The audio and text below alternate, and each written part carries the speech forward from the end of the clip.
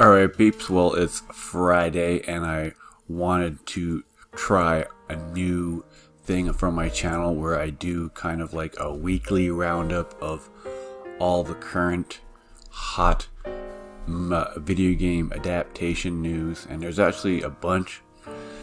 So I thought, hey, I could do a video for each, or do kind of like a roundup of the weekly news, or current news that's just been announced.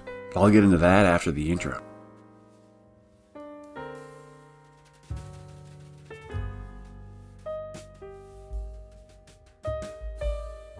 You know what you gotta do: like and subscribe, drop me that like button, hit that little notification bell, do all that fun stuff.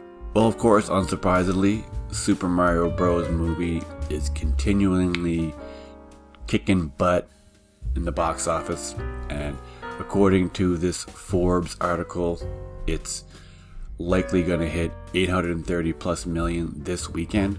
I mean, there's no way that it's not. There is no way that it's not going to hit a billion. I mean, it's only been in theaters for like 2 weeks, and so it's inevitable that in another week or so, maybe even by after this weekend, it'll be at a billion, which is just so awesome. I'm just so glad that this movie became such a huge hit. I'm just really glad that it's doing so well, because this is going to open up the doors for so many adaptations that were maybe sitting there waiting for people to see how Super Mario and The Last of Us would do, and they both were really big hits this year, so the space is gonna blow up. Alright, so over here I'm on Box Office Mojo. This is box office that I could find, although it's right here, it's saying worldwide 720 million. I feel like it's already more than that at this exact moment right now on Friday, April 21st. Yeah, these are about as up to date as, according to this is only as up to date from like a couple weeks ago. So currently at this exact moment, I can't really find the exact numbers, but according to the Forbes article and other news I've looked at, it's gonna hit at least 830 plus million this weekend, which that is amazing. Moving on, this is an article from Collider, and there's a little bit of updates about the Gears of War production that is announced and is supposedly in production with Netflix. And like I said before, I feel like now that Super Mario was such a huge hit, more and more adaptations are going to be announced, or they're going to like go into official production after the success of that movie. But this article on Collider gives us a couple of updates, nothing super brand new, but this is something that's been in the works for a while. Right, so as you can see here, they're mentioning almost right away the box office numbers of Super Mario and the positive reception of The Last of Us. So those two are kind of almost going to be like, you're going to look back on 2023 and be like, every other adaptation that's come out is going to be looking back on this year and being like, this was the year where they blew up. Now, personally, I wouldn't say that I am, a console fanboy, even though I only have an Xbox Series X. I used to have a PlayStation 4, but I sold it when I needed some money.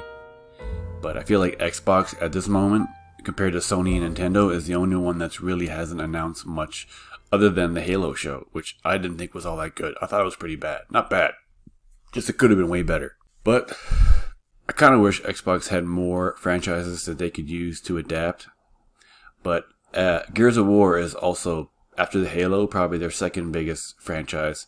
So of course, if you don't play Gears of War, it is a apocalyptic third-person shooter, and it's supposed to get the feature film treatment on Netflix, which I think, good or bad. I mean, I don't know if they've announced that they're going to release it in theaters, but I think they should. If they don't, they're going to miss out on a ton of money. That would be really stupid if they didn't release it in theaters, because sometimes Netflix releases movies in theaters and on streaming. I mean, obviously it's going to be on streaming, but I feel like if they don't release it in theaters, it could be a stupid idea, especially since how big Super Mario is. I feel like a lot of people are going to pay attention more to the video game adaptation things just because of how big Mario is. So not releasing in theaters could be a mistake. But yes, after years of Gears of War being in development hell, it's seeing the light of day. perhaps likely to the success of recent movies and shows. They have a little bit of things here. There's still an early development, so there's nothing much new. There's nothing really. There really isn't a whole lot to say about it yet. There's no release date. There's no trailer. We don't even know who is going to be starring in it. But of course, Dave Bautista has already been endorsing himself to play the role because he would be absolutely perfect for Marcus Phoenix. I mean, I've only played the first 2 Gears of War games, but I know enough about it to know what Marcus Phoenix's character is like, and Bautista could be perfect for that role. He has the size for it. He has the look for it.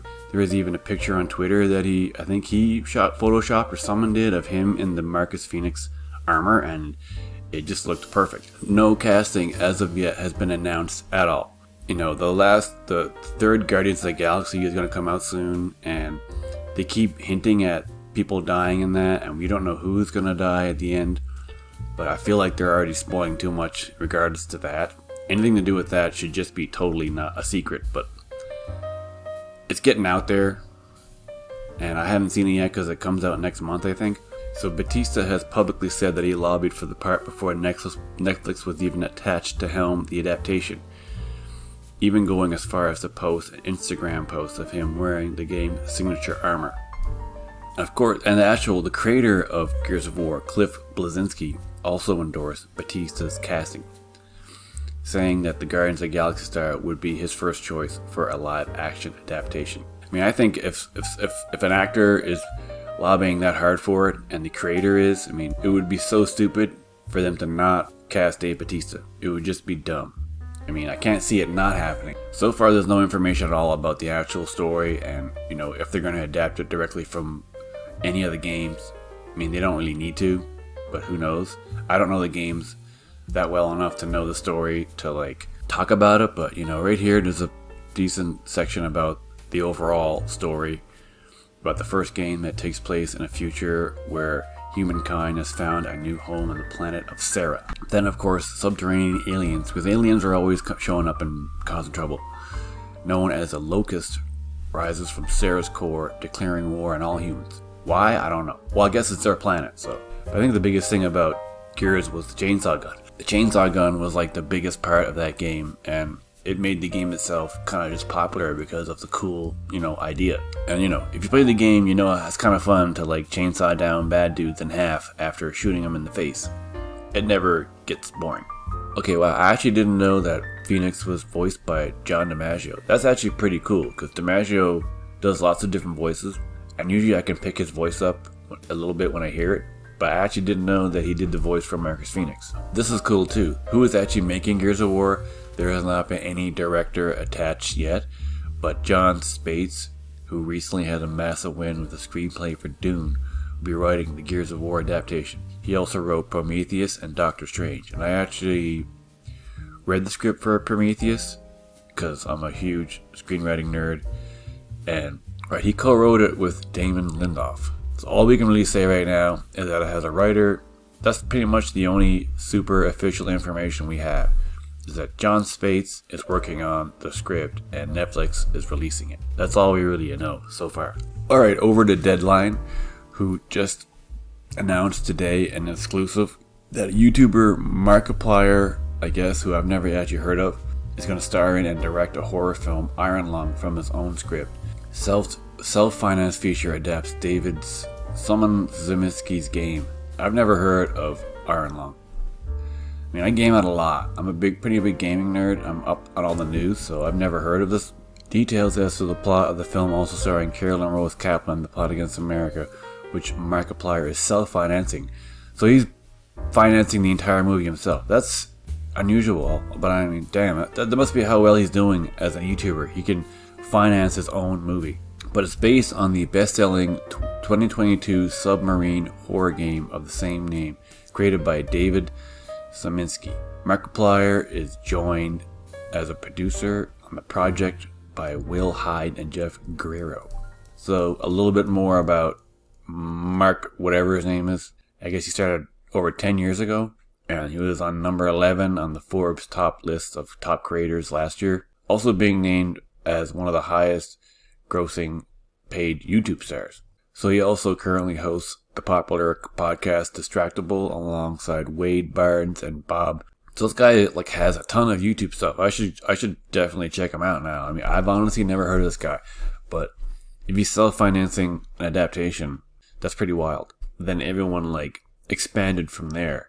Outside of his work on screen, he continues to serve as co-founder and creative director of the clothing company Cloak. Never heard of. That's it for my first attempt at a weekly roundup on Friday, April 21st. I want to be able to keep doing this every week, a weekly roundup. So that's the news for this week. Let me know what you guys think about any of these new announcements or Mario edging up to 1 billion worldwide. Are you excited about new Gears of War show? Do you know who Markiplier is? I don't even know if I'm saying his name right. That's it for this week, guys. Thanks for watching. Thanks for liking and subscribing if you do. Don't forget to keep gaming.